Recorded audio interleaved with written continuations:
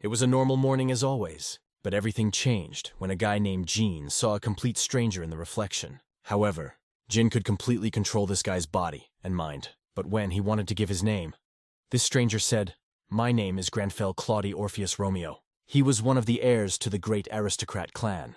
And then Jin realized it all. He had become the character he had invented 12 years ago in his sophomore year of high school. It was a character he came up with influenced by the then popular game Arcana Continent Story. At the time, literally every self-respecting gamer played it. It was one of the best virtual reality games about another universe.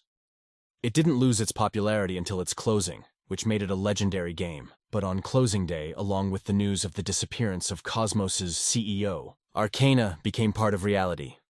Items and rifts from this game began to appear all over the world. From these rifts, various monsters began to appear around the world that only wanted to kill. But along with the monsters came humans synchronized with their game characters. Ordinary people nicknamed them players. They could use skills and weapons to defeat monsters. Over time, some of the players were dubbed heroes for special merits in battles with monsters. There were times when Jin wanted to be one of them too. He was literally obsessed with the idea. But even then he realized that even with the awakening of his powers, he wouldn't be as popular. The price of one virtual reality machine is 10 million. Even a year's rent for an apartment would be cheaper. Plus, at the time, his father's business was not in the best condition, or rather to say completely bankrupt, and his mom's health was getting worse and worse every day. And then he realized the cruelty of the world around him. Because of all this, he had to quit harnessing, to save some money for his family. If he'd known this was going to happen, he never would have done it. Even after a year of not playing, his character's performance and level had been severely diminished. And he was finally able to awaken, but into a character made by a fucked-up schoolboy. Everything that had happened to him lately had been crazy. But nevertheless, a horizon of possibilities opened up before him. Granfell Claudia Orpheus Romeo, a character Jin created in middle school. And he was serious about playing him. Jin even came up with an entire story for his character. Granfell was the heir to the great family, but all his relatives fell victim to the demon, so he was left alone. And after these events in his life, he decides to become a demon hunter to avenge his family. Although he looked like a prince from silly novels, but he was actually quite a creepy person. Jin totally seriously considered his second personality. It's part of his dark past. If it was funny in second grade and middle school, now it's an endless source of shame. Jin was really hysterical. He didn't know how he could be seen in public like that. For every thought, Gina, Granfell paraphrased, changing every word. His speech was even more stupid than his appearance. Jin couldn't show up to work looking like that. He'd be fired for looking like that. So his only choice was to become a player. But it had been over a decade since Jin had entered the harness. The first thing he did was to look up updates from the last 10 years. Jin has learned that ranchers who close high-level rifts are paid hundreds of millions. But this information is of little use because complexity is directly related to risk. Our hero realized that money can't buy a life. Plus, it's unlikely that anyone would take him on a raid with such characteristics. In which case, now would be a good time to figure out what demon hunters usually do. After reading hundreds of posts on various forums, Jin learned that demon hunters did not do anything. There was no news about them at all. How suddenly, on one of the forums, he saw a news that a few years ago, in one of the cities, all the demon hunters were killed. But so had all the demons. It happened in Ashken City, the only demon hunting base. And then it occurred to Jin that the lack of information wasn't because the demon hunters weren't doing anything, but because they were all killed by demons. That's why the demon hunter class became unpopular, even though no one chose this class 10 years ago, because they had low characteristics and very strange pumping and disgusting skills. This class is difficult to level up by hunting monsters, so you had to pump through idiotic quests. The only thing they were better at than the other classes was killing demons, but they only appeared in demon hunting quests, most of which were simple grinds. For a long time, the role of demon hunter was unclear. The other players met them with judgmental stares. After all, this class was considered the most useless of all. Some considered their influence on the game the same as that of NPCs, but being bankrupt and not being able to change jobs are different things. There's no one to teach skills now that everyone's been killed. But just this morning, something happened that saved our hero. Namely, came out a new update, which again, added demons. It turns out demon hunters are back in demand, and the only hunter left is Jin. Due to the lack of demon hunters, the balance of power has shifted heavily in favor of monsters. After all, even professional players with a level above 200th, it is very difficult to fight with ordinary demons. Jean knew he was the only one who could make a difference, but he'd had too long a break, and there's absolutely no guarantee that the demons he remembers will show up. A lot can change in so many years. Pondering his next move, Jean walked from one corner of the room to the other. Suddenly, Granfell said, "You're weak!" Granfell, Claudie, Orpheus, Romeo doesn't run away from pitiful demons, he added. Of course, the character couldn't talk to himself. He spoke to himself, only, the same schoolboy who created the demon hunter. It was the voice of his pride, which had rekindled in him the fire he had had 10 years before, and that's when Jean decided to get back into the fight. But let's not forget that this is real now. Demons kill people, and if he dies for real. And then Granfell decided that he would return every demon that crawled out of his hole back to hell. It's been a few years since the great cataclysm that changed everyone's lives. Many things have been lost forever, but still, there were optimists among humans, who were able to get humanity back on its feet. The streets began to come alive again, and everyone slowly adapted to the new world. However, they all forgot that if there is light, there is always darkness. The negative emotions of the newly gathered humans became the perfect food for the demons. And when they returned, they became more cunning. Of all of them, the demons would pick the most vulnerable and bend them to their will, making him a puppet. But more on that later. This guy's name is Scott, and he's the leader of the battle group. In battle, he acts as a tank, and today he and his team are going on another raid. This time there was a slight change in his team. A new player has been added. Despite the terrible things that have happened to Scott in the past, he's very, very friendly. While Scott was introducing Jean to the other members of the group, our hero turned his attention to the rift. After all, he had never seen them before. For ordinary people, rifts simply do not exist. The dungeon they're going to today is called the Knoll Underground Vault. The recommended level for its completion is 40. For a genie, this dungeon is great for stretching out and remembering forgotten skills. When he searched for information, he learned that the average level of rift attackers was a 200th level, but it's not something he can dream of yet. It takes a lot of hard work to reach such heights. However, he was lucky that not everyone was awakened by high-level players. Therefore, he was able to find a suitable group for the raid. In addition to Scott, the team also had another tank named Han, a damage dealer named Derek, and a mage named Allison. Suddenly, Scott said, "Okay, judging by the extent of the destruction, the other group is already inside. A little prep, we'll be in 5 minutes. When the degree of destruction reaches 100%, the monsters burst through the rift into the real world, and the players are free to go in and sweep them out. And only they can stop this time bomb." The team Jean found himself in turned out to be quite friendly. Then he decided to say something funny too, but Granfell was of a different opinion. And then he said, "You have nothing to worry about with me. Every demon will be destroyed." Fortunately for our hero, the other players just ignored those words. Then he decided that the rest of the raid would just keep quiet. After entering the dungeon, the players found themselves in an abandoned subway station, and there was not a single monster around. But that's not surprising, because another group came in before them, who cleared the entrance. Walking a little deeper into the dungeon, Jin sensed that something was wrong, when suddenly, Scott rushed like a madman into the darkness shouting, "They're out there! Go!" Scott's team had 1 full tank, 2 melee attackers, and 1 attacking wizard. The combination is quite common, but the tank does not protect the group, but instead attracts more monsters. The attacking tank had to go completely on the defensive, and the mage does most of the damage. Jin wondered if this was really how everyone was hunting now. But then again, the Jin is useless anyway, so it's none of his business. His biggest problem right now is he doesn't have a good weapon. It's best not to get into fights until he finds something strong. It was a pretty good plan if the monsters hadn't attacked him themselves.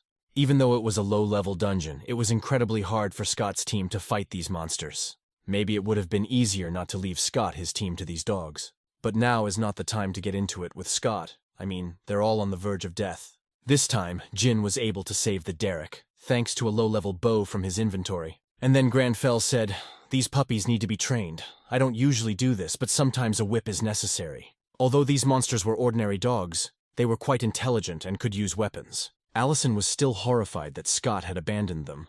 If it wasn't for Jean, they wouldn't be alive anymore. Suddenly, our hero said, "Allison, use strong spells, even if it takes more time, no matter how many monsters they killed." It felt like there was no end to the monsters. After half an hour of non-stop fighting, Allison shouted, "Lie down! I'm going to kill them all with one spell, Fire Arrow. Indeed, the spell was very effective against demonic monsters. In one blow, she killed every last one of them. The explosion was really big. I'm surprised the walls didn't collapse after that, when suddenly the girl said, "Are you all right?" And the genie didn't have a scratch on him. As he got closer to the monster, he saw that he could bring back the arrows he had fired. While our hero was busy doing his thing, Allison was treating the rest of the team with a potion. As suddenly, Scott emerged from the darkness, his eyes glowing suspiciously with a red light. But no one paid any attention to it, and then Derek yelled, "Scott, what are you doing?" "Okay, but you didn't notice the hidden ones. But why didn't you leave and help us?" added Derek. It appeared that Scott had simply led his team into a trap. But I could tell from the look in his eyes that it wasn't Scott anymore. When suddenly Scott started laughing. But it wasn't an ordinary laugh, it was a laugh of real anger and rage, demon-like. It was already clear to the genie that Scott had become a demon's puppet. He had learned in his life that bad things often happen to good people, and then what's left of Scott said, "You're funny. How can you not laugh at such a bunch of idiots?" Then our hero activated the natural enemy skill, which increases his combat power several times over, and it only activates when a demon is present. There's no more doubt left.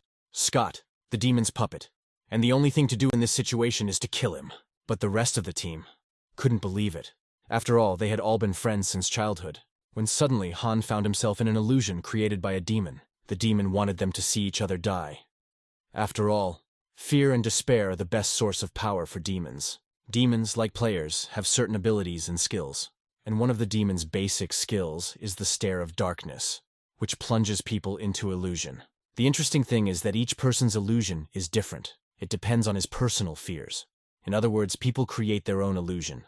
However, what the demon didn't realize was that there was a demon hunter on the team. That kind of trickery doesn't work on him. Scott is a shame, but in his defense, he's been dead a long time. He died the very moment the demon gained power over his soul. You can't kill a demon that easily, because his entire body is wrapped in top-notch armor, and the weapons our hero has can't penetrate it. The only thing left to do is look for vulnerabilities in his armor. But all the vulnerable areas were protected by armor, and even with the natural enemy skill, Jin couldn't penetrate it. It turns out that the only vulnerable spot of the demon that is not covered by armor is his face. Realizing this, Jin took advantage of the demon's self-confidence and slashed his face lengthwise with his dagger. A wound from a steel blade would have healed quickly. The demon wouldn't even feel a thing. But as a demon hunter, Jin was armed with a silver dagger. And silver is like lava to demons. It burns them from the inside out. Feeling incredible pain, the demon screamed, "Fuck, are you a hunter? Silver! That hurt!"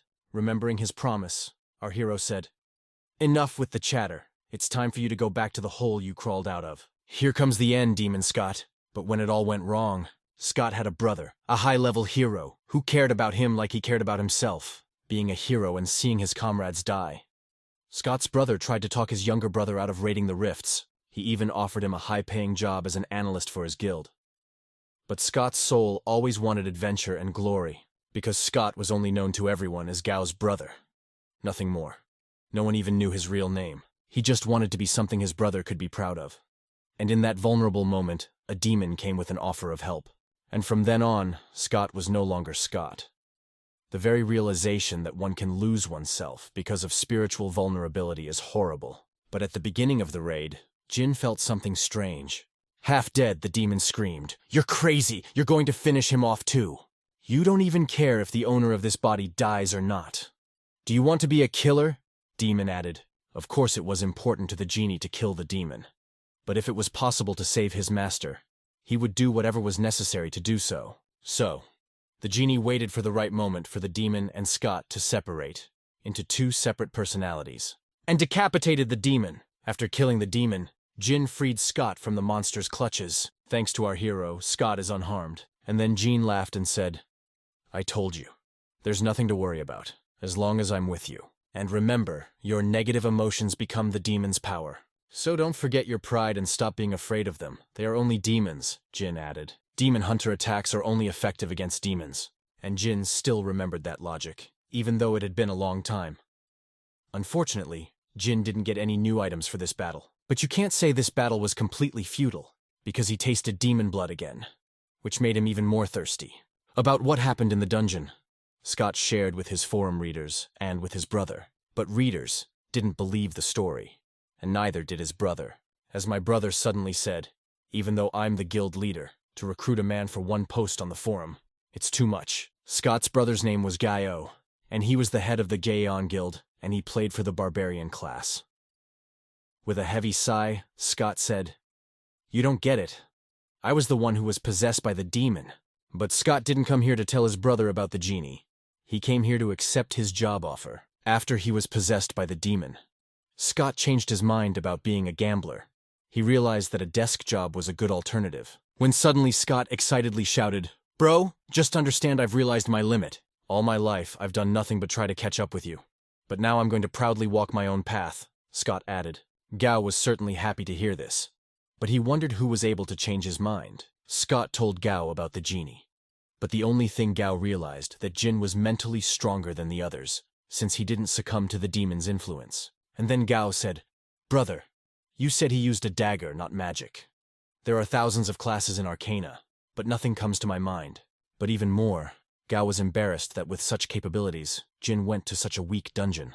Meanwhile, Jin continued his normal life. But it was impossible not to notice that his level had increased after the dungeon. For each level raised, the genie receives one skill point, which he can allocate as he wishes. Even though they had just come back from the rift, Granfell was cleaning and cooking dinner. Perhaps he was meant to be an aristocrat with a measured and restrained life. Thanks to that, Jin realized one thing. In addition to levels and stats, the character customizations he set are also applied. Normally, he would have eaten an order of food and gone to bed.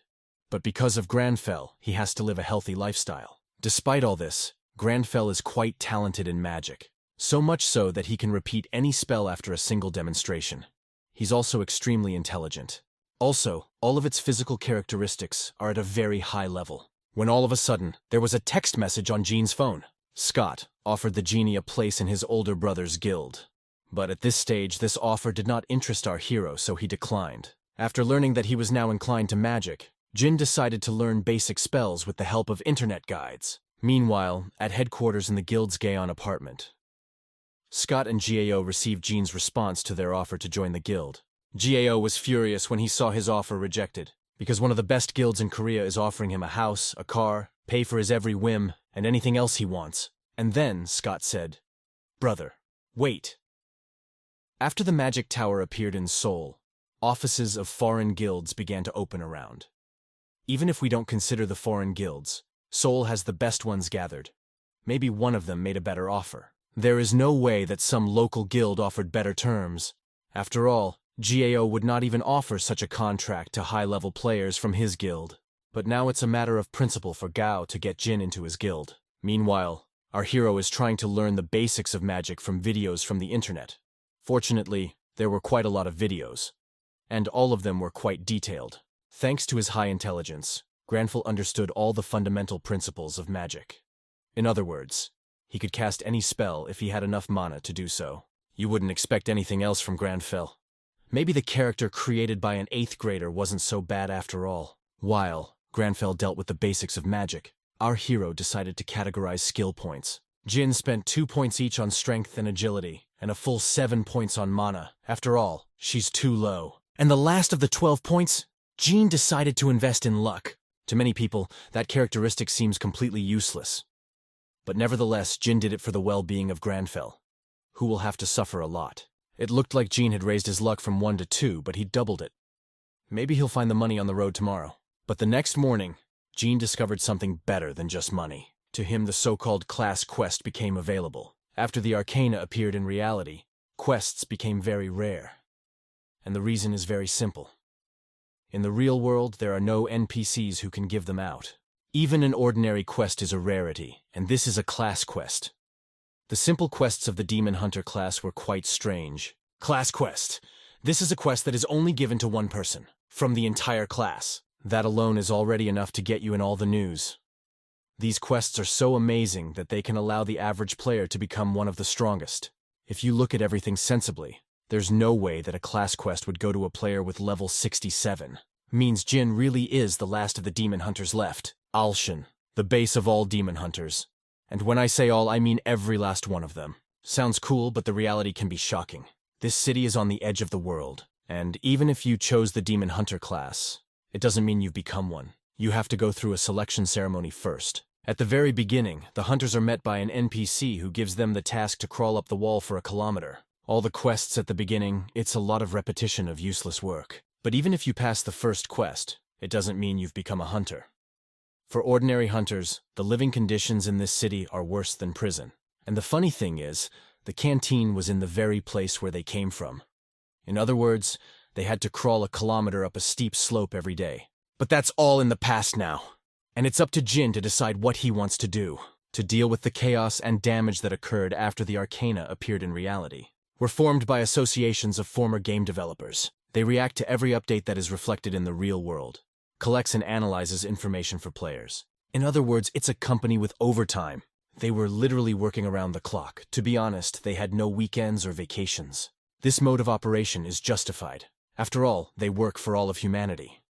But the strange thing was that if the game's website is updated, the reality changes. Although the creator of the game had long since disappeared, when suddenly, the staff noticed that there was another update to the site. This means that the real world has changed again. In this update, they added a lot of new demons. But the main one was Count Asura. He was as much as 400 trust level. The employees who were following the updates were truly horrified. After all, the strongest one was only level 400. And since he wasn't a demon hunter, it meant that humanity was completely doomed. Analysts were convinced with 100% certainty that mankind would disappear within the next year. There are simply no heroes capable of defeating Count Ascurus. Many people thought that the creator of Rayman was still alive and releasing updates on his own, and that he was responsible for everything that was happening in the real world. And whether it's true or not, it's not that important. The main thing now is to save mankind from extinction. Meanwhile, Jin was trying to complete a class quest. One of the conditions was to defeat the demon, which he already had. The second condition, however, was more troublesome. He had to complete daily body workout quests, and do over 1,000 push-ups, sit-ups, and pull-ups every day. Fatigue was so intense that Jin couldn't even make himself a proper dinner. Anyway, the feeling of completion was so amazing that it was like a drug. I had to admit, if it weren't for the Grand Falcon's pride, Jin would have given up a long time ago. And yet, day one, passing the class test was complete. Jin thought he would be given a new quest every day in order to increase his stats. But he was very wrong about that. He just had to swing every day. And every day the number of reps just doubled. Every day for a week, all Jin did was go on this quest. After a week, our hero wished this quest would end soon. But every day the quest was renewed. I prayed that the reward for the quest day by day was not a trim body. After all, in Arcadia such rewards were common. When suddenly Jin was notified that he had passed the week's challenge. He got 4 points, 2 for strength and 2 for dexterity. The items for performance enhancement are insanely expensive. It would take millions to even get 1 point. Got 4 points even without leveling up, and given that it's a recurring quest, it will appear constantly, and the reward will fully justify these terrible conditions. When suddenly Jin heard the news on the radio that another rift had appeared, along with a new update. And most of the top guilds have announced that they refuse to participate in the raid on this rift. And meanwhile, the news has been all over the news about the appearance of a new rift called the Territory of the Count's Family, and the appearance of a new monster known as Count Asura. From the news, Jin learned that Asura is a vampire demon. Also, it's the highest leveled monster in history. What was most interesting to Genie was that all the strongest guilds in the world refused to participate in raids in this dungeon. Which is not surprising, because first of all, it's a demon, and secondly, it's a level 430 monster. There's no hero that can handle something like that. News around the world was only saying that there was a new dungeon with the strongest monster ever. The best analysts in the world tried to make a plan to defeat Asura, but all came to the conclusion that it is impossible. Even now, everyone is saying that you need to have at least a 10-fold level advantage to defeat a demon playing Asura, is a monster that even in thought is scary to fight. Well, the scary thing is, the class test requires Jin to defeat a vampire demon, and Count Asura is the only vampire demon in the entire world. In other words, the quest requires Jin to defeat the strongest monster in the entire world. Despite the fact that Jin was incredibly afraid of Count Ascurus, the Granfel's heartbeat didn't change for a second. That means he wasn't afraid of him at all. When suddenly he said, "These wretched creatures are wasting my precious time. They will be severely punished for this." As expected, a man who lost everything to demons is willing to forfeit his own life to get revenge. Researching as much information as he could about Count Asura, Jin learned that he was in Russia. But before going there, our hero decided to go to the magic tower, because there's a portal inside the tower. It's a large-scale magic that allows the user to move anywhere. And one of the reasons why foreign guilds opened branches here. But getting to that tower is a challenge. You have to go through a lot of checkpoints. And even if everything goes smoothly, the journey will take at least 3 hours. If the genie didn't really want to get involved in this whole Count Asura thing, then Granfell couldn't wait to rip that demon's head off. And then Jean shouted, "Granfell, you're out of your mind. We have to change clothes in Russia in sub-zero temperatures." Grunfell stopped when he heard that and said, "You're not as stupid as I thought you were." But instead of warm winter clothes, he brought a whole bag of green tea. Jean was horrified by this. But it was his own fault, for he had created Granfell an aristocrat who never missed a tea party. Meanwhile, the entrance to the magic tower was more crowded than ever. It's because of this rumor that the Gaon Guild will be here in full force today, and that rumor turned out to be quite true. But it was to be expected, because there was a new rift in Russia, and the only way to get there quickly was through the portal in the magic tower. The Gaon Guild rarely appears in public, and even in full. So this is a great opportunity for journalists to sensationalize the story. They literally pounced on the heroes like hungry sharks. I wish for unique footage. Realizing that the reporters wouldn't just let it go, Gao said, "I officially declare that I don't know how to defeat Count Asura. Has there ever been a time when we walk into the rift fully prepared?" "The life of a hero is a life in the balance," Gao added. Those words left reporters speechless. After all, the head of one of the most powerful guilds in the world had just said that he didn't know how to kill the threat to humanity. But fortunately for humanity, the Gan are not the only guild to venture into the new rift. The Shining Guild, led by the hero Rox, also decided to try their luck. In the world rankings, the Radiant Guild was a few rungs higher than the Gan Guild. That's why they were considered scum, especially since more and more guilds from all over the world came to Korea because of the Magic Tower. And the Gaon's place in the rankings was getting lower and lower. In other words, the raid on Count Asura, the last chance for the Gaon Guild to gain a foothold in the world leadership, seeing Rox in his guild. The GAO got a little worried. After all, they could take all of glory for themselves. And then the guild would be finished. When suddenly Scott said, "Hey bro, don't worry. We need to take it slow, and careful, and then we're sure to succeed." Heading towards the tower, Zhao asked Scott, "Bro, what about that guy? You said you'd contact him again." The thing is, Scott was looking into it. He was renegotiating the deal. When suddenly, there was an update. In other words, he just ran out of time. Meanwhile, Jin was still on the bus. And not to waste time. So I learned the basics of magic from a video. He'd watched over 100 magic videos in the last 24 hours, and fully understood the process of spell creation. Jin learned that magic is activated in 3 stages. The first stage is to explore the mana, the second stage is to tamper with it, and finally, the third stage is to manifest it. To create even the simplest spell, you need to go through each of these steps in sequence, otherwise you won't get anything.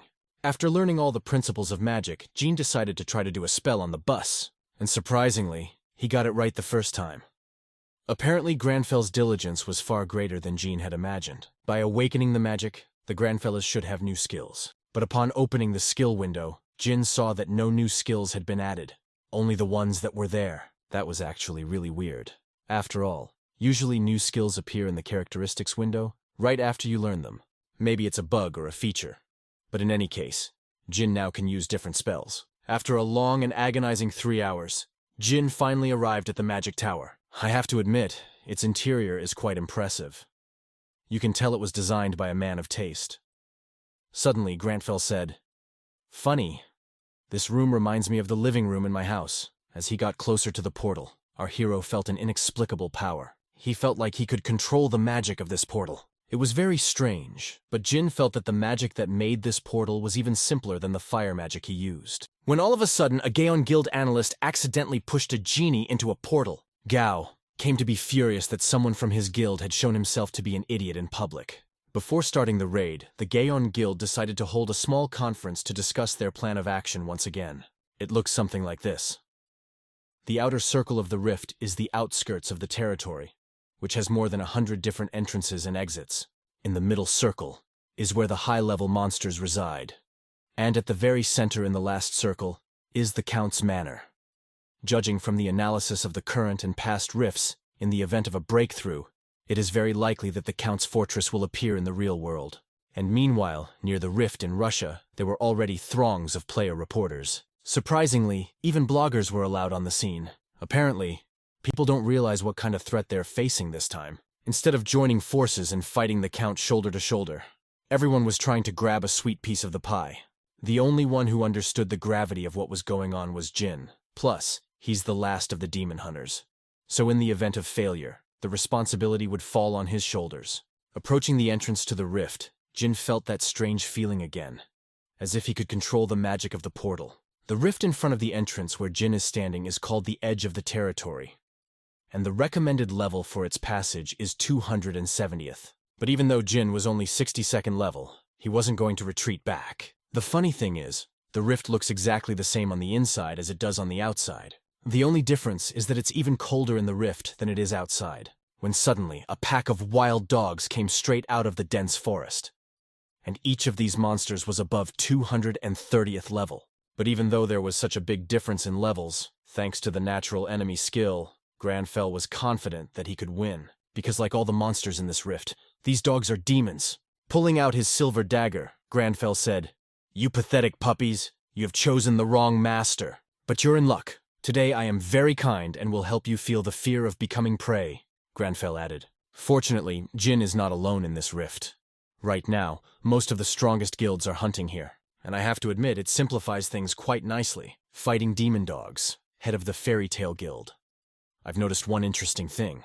These dogs have absolutely no sense of fear, and they have absolutely no instinct for self-preservation. It was as if they'd been programmed to kill at any cost. Such a conclusion Lydia drew from the fact that these dogs never once whined or loped in pain. When suddenly, far away in the snowy valley, a wild howl was heard. But this was no ordinary howl. It was like the cry of a frightened infant. Hearing that howl, Lydia couldn't help but look at who was causing it. The reason for this demonic dog howling like this was naturally Jin, because all of his weapons were specifically designed to fight demons. Even though it's a specialized weapon, it's not of the highest quality. But Jin was able to enhance its performance through magic. Combined with the fire magic of his arrow, proved to be the end for the demonic dogs, while the Fairy Tale Guild ran at the howling dogs. Jean had already sorted himself out and started the tea party. Lydia couldn't believe her eyes, that someone could take down an entire pack of demon dogs single-handedly. As suddenly, one of the guild members assumed that Jin was a popular streamer who had come here with the guild and had just fallen behind. As she got closer, Lydia shouted, "Hey, it's dangerous here. Civilians have nothing to do here. Go away." But Jin just ignored her words and continued his tea party. Is for the first time in Lydia's life, being ignored by someone. For an arrogant person like her, it's a serious blow to her ego. As a friend, something strange began to happen. The ground began to vibrate, but it wasn't like an earthquake. If something like that happens on a fault, you can't expect anything good to happen. And the cause of those vibrations was a huge mob of demons. In addition to outnumbering the demon dogs, they were also much stronger than them. These demons were from the lower classes. They were called demon bandits, and their average level was 240. There was little chance of winning, but it was too late to turn back. You got to hand it to them. Even though they're not demon hunters, they can handle high-level demons quite well. No matter how many monsters they killed, there were more and more of them. Even more of a problem was that most of them were armed. But Lydia is not the kind of hero who gives up at the slightest difficulty. On the contrary, when faced with an obstacle, she goes for broke. Thanks to the Red Lightning skill, the girl killed 20 demons in a matter of seconds. However, it didn't make much of a difference. Demons, there were still too many. Plus they had archers, who can attack from afar, and even the slightest scratch from their arrow could kill. Lydia and her guild were completely surrounded. It was simply impossible to escape. But let's not forget they're not alone. The last demon hunter is with them! Up to this point, Jin had not entered the fray for one simple reason. The tea wasn't empty. Usually to apply a skill of the right power, you need a huge amount of mana, which Jin won't be able to handle at his level. But if my guess is wrong, it will simply shut down when it tries to manifest magic. So what if his spell isn't a skill? I realize this all sounds very confusing, but I'll try to explain. If Jin has no new skills after awakening magic, then his magic is not a skill. But if it's not a skill, then what is it? And the answer is very simple. His magic exists separately from his skill system, so his magic is just magic. Most players considered the genie to be a high-level alchemist. After creating the wall, Jin realized something. Changing the shape of objects could be done by interfering, and changing the shape with mana. In truth, it was really more like alchemy, but it was too soon to relax. Even though Jin had shielded the heroes from the archers. But the usual demons were still here. Apparently Grandfella will have to postpone his tea party after all. For now, no need to get into close combat. Jin decided to use his bow for long-range attacks. Jin is actually a very versatile fighter. With a bow, he can play the role of a saboteur, and if it enters melee, it can be a major damage dealer. But it makes absolutely no difference whether he's a support or a damage dealer. His power is recognized by everyone. Jin was a real mystery to Lydia. She thought he was an alchemist, just like the others. She had never seen an alchemist who used a bow before and added fire magic to it. Small, red-headed. The idea that one player could combine 3 classes at once did not fit. Jean had become a mystery to her that she wanted to solve. After hours of continuous fighting, the battle is finally over. A victory for the heroes, although there were some casualties. And don't forget that this is only the first of 3 circles of the rift. Everyone around them was grateful to the genie for saving them, but not Lydia. He annoyed her terribly, because he came here alone in the most dangerous rift in the world, in an ordinary suit. He doesn't even answer questions properly. And after the battle, he doesn't look tired at all. But no matter how she felt about him, the girl recognized that without him, they would all be lost. Lydia, I was sure Jin was a ranker, but I couldn't figure out what class he belonged to. And also, the more she looked at him, the more she wanted his attention. This is the first time a girl has felt something like this. There's no trace of the old bitch left.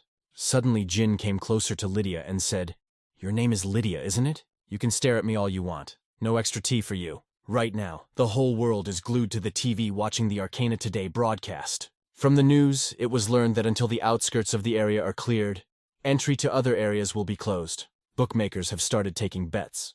Who will be the first to mop up the entire rift? Guild Gaon, or Guild Shining. The odds are about even. But whoever does it first will be world famous." At the moment, the Shining Guild was in the lead.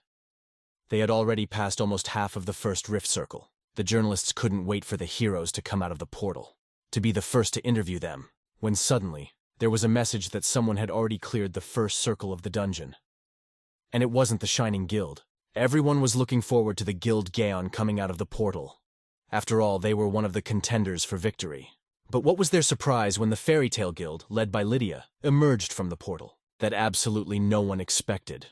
After all, this guild is ranked 92nd among all the guilds in the world. For journalists, it's a real treasure when something like this happens. But after everyone else, Jin came out of the portal.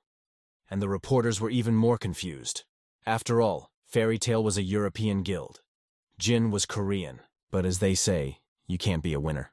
As soon as our hero came out of the portal, he was immediately attacked by a journalist with 1,000 questions. But Jin has made it very clear he has no intention of talking to reporters. But Jin wasn't the only one the reporters were pouncing on. They were literally going crazy trying to find out any details of the raid. When suddenly Lydia said, "No comment.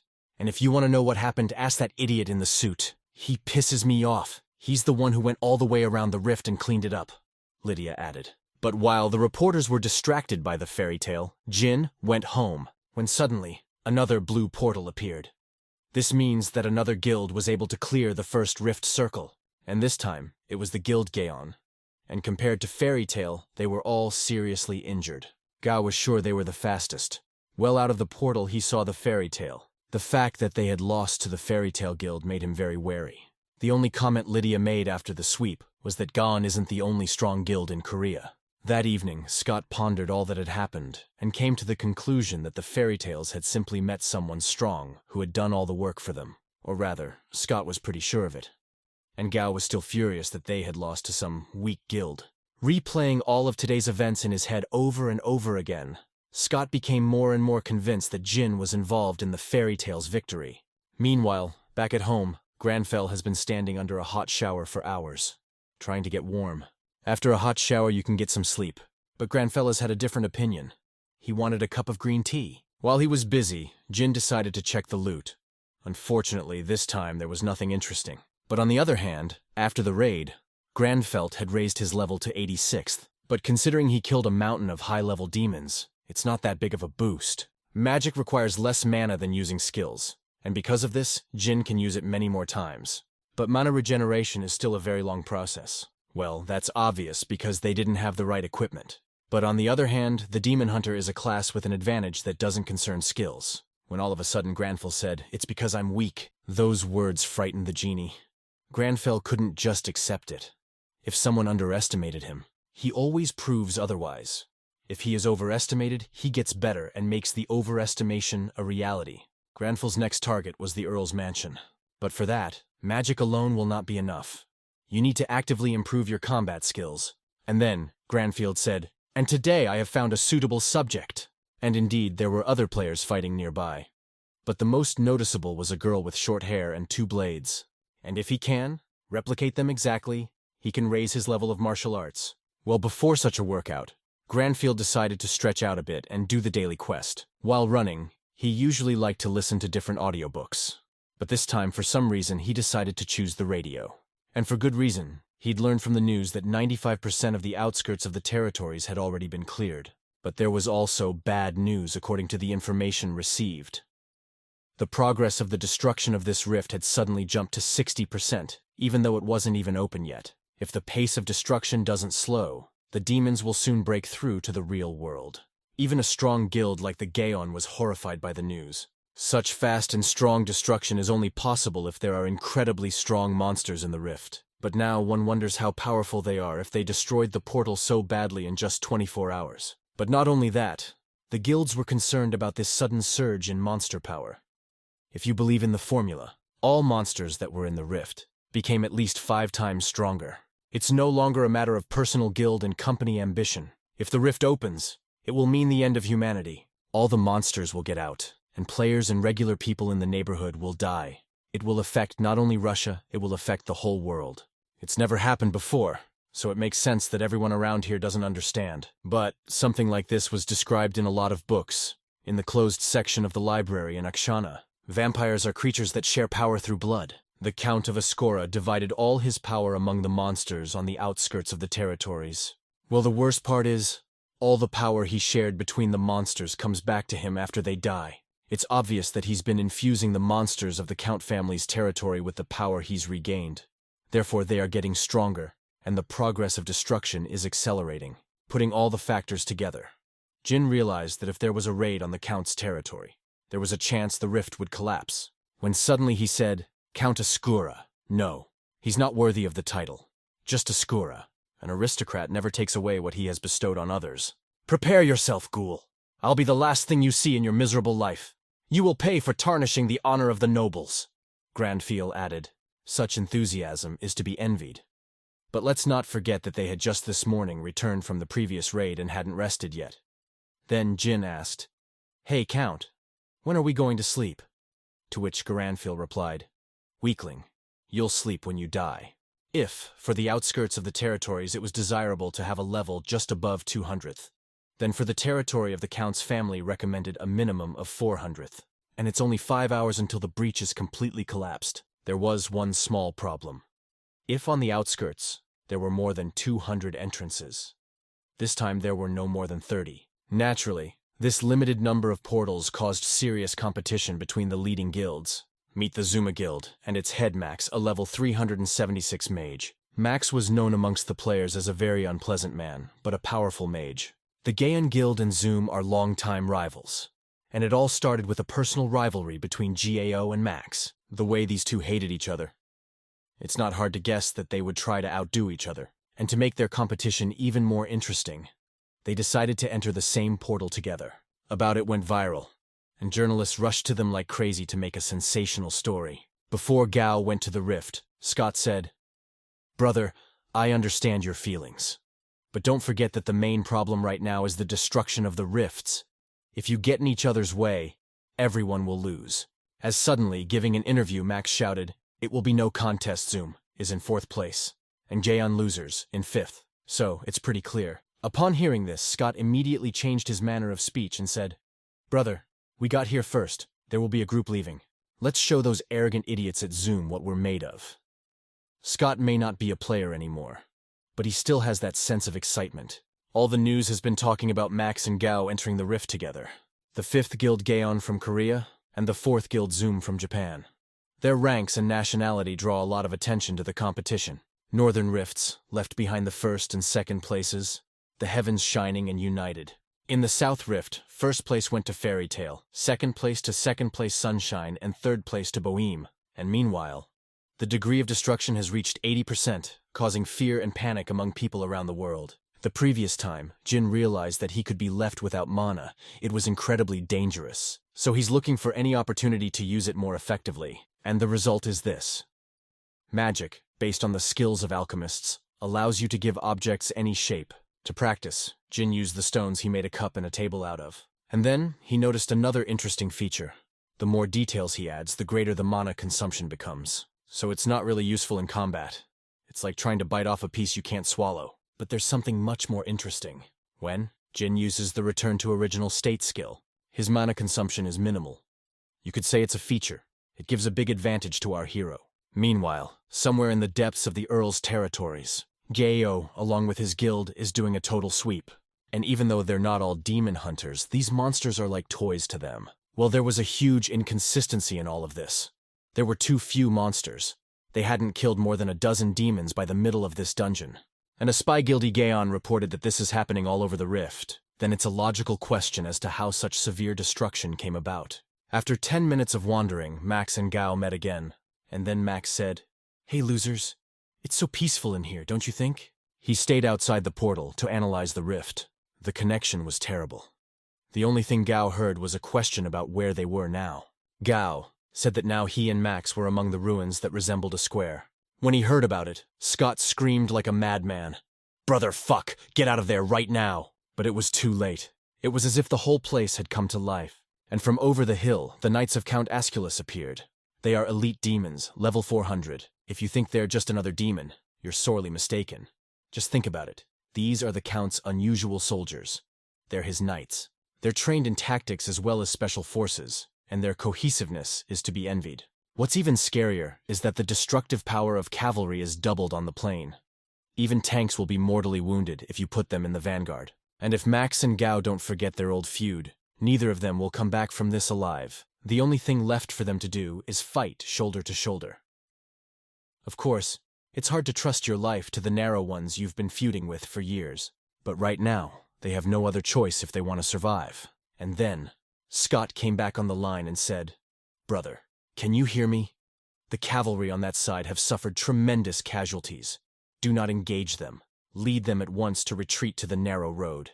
All things considered, retreating was the only smart thing to do. They were completely surrounded, and you can't just break through the cavalrymen. So also, and let's not forget that demons have an advantage in speed and numbers, as suddenly a huge wall of colossal proportions appeared between the players and the demons. Naturally, the first thing Gao thought was that Max did it. After all, he's the only mage in the guild capable of such a thing.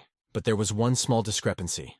Max was a mage who specialized exclusively in attack spells. When all of a sudden Scott yelled, "Bro, this is the player I was telling you about!" Funnily enough, this is the second time it saved entire guilds from death. Max was undoubtedly a great magician. But it was the first time he had ever seen someone lift a huge stone wall without making a sound. And then he shouted out, "Hey, who are you? In a suit and shoes, in a rift, no combat gear. You look more like a clown than a hero," Max added. While they were figuring out who's who, the demonic cavalry broke through Jin's protective barrier. Thanks to the stone pillars Jin had created, the cavalry's speed has been greatly reduced, thus depriving the demons of their main advantage in speed. Jin has done everything he's been asked to do. Now it was Gao's turn to show what he could do. Thanks to the barbarian's unique skill, Berserk Blood, Gao tripled all his stats. With that buff, even Count Asker's elite cavalry is nothing to him. Seeing his main competitor destroying demons, Max decided to keep up, lest all the glory go to the Guild Gaon. This battle will definitely go down in the hero books. After all, this is the first time in history when two rival guilds united for a common goal. Adding even more fuel to the fire was Streamer, the newcomer who had secretly infiltrated the Different, along with the guilds. But the audience's attention wasn't on Max, or even the Gao. The only question on the minds of all the spectators was who the stranger in the suit was, and Streamer himself was shocked by what he saw. He had never seen such forces before. The chat room was literally bursting with thousands of messages. Everyone wanted to know what class our hero was playing for, because even high-level wizards like Max can't use something like this.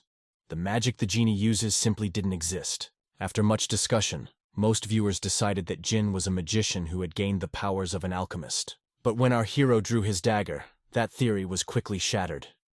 After all, no magician or alchemist uses cold weapons. Looking at his dagger, Jin thought about what would happen if he tried to decrease the strength of his dagger, then reshape it with magic, and bring it back to its former state. Will it be restored or will it be durable? For when he turned the stone into a cup, the cup had a strength value. And when he restored it to its original state, it returned to the form of a stone without the strength value. If restoration means complete restoration to the original form, it opens up a limitless horizon of possibilities. Thus, Jin discovered another feature that only he has access to.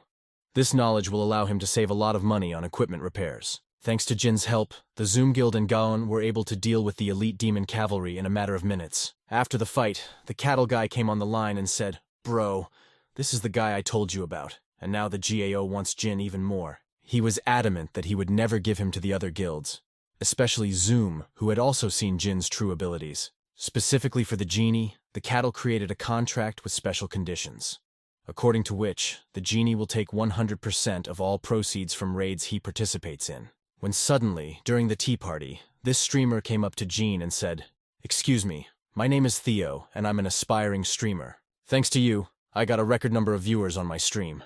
Could you say a few words about this fight?" Theo added. But before Jim could answer, players from both guilds pounced on him, asking him who he was and what guild he's in.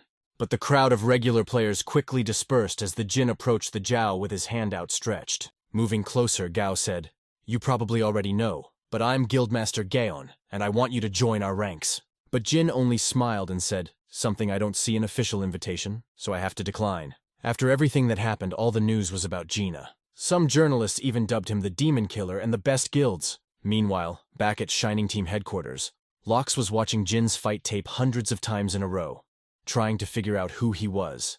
He even called in the best warriors from his guild, Camille and Dimitri.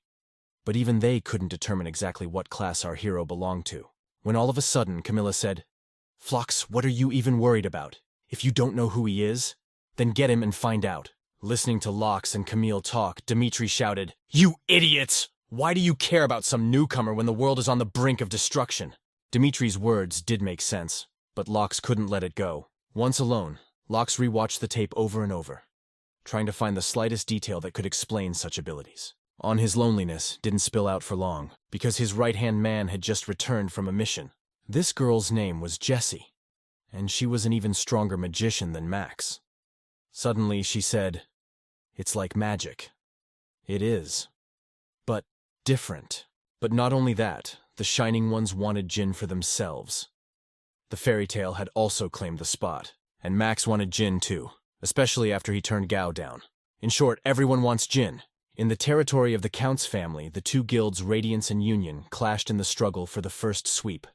But Radiance won the title of the first to sweep the rift without major losses. At this point, all that remains is to mop up the Count's family fortress.